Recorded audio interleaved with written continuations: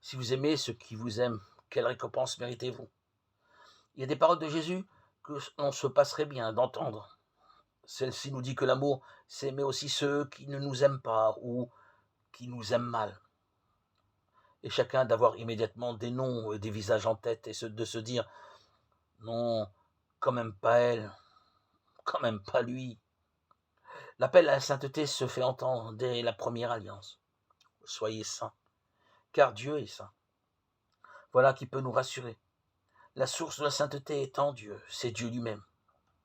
Jésus demande à ses disciples d'être parfaits comme le Père céleste, être à l'image de Dieu et notre vocation d'homme. Et cela nous engage. Le christianisme est un chemin de perfection. Mais il y a comme une pédagogie divine du vivre. Elle favorise la progression. Elle reconnaît ce qui est déjà accompli et incite à aller plus loin.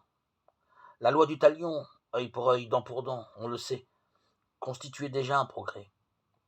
Elle régulait la vengeance et la violence et lui donnait une mesure.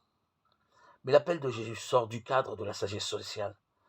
Il ne s'agit plus de répondre à l'outrage avec mesure, mais sans mesure, c'est-à-dire ne pas y répondre. Tel est l'amour hors norme de Dieu qui fait tomber la pluie sur les justes et les injustes, sur tous sans exception. L'amour divin est ouvert à l'universel, sans condition ni redevance. Et ce qui rend témoignage à cet amour démesuré au regard du monde ne peut être qu'à son image.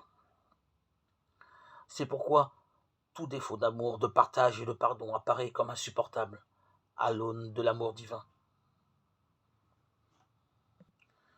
C'est pourquoi nous ne pouvons qu'être qu'en difficulté et en grande difficulté si nous déformons l'image de cet amour.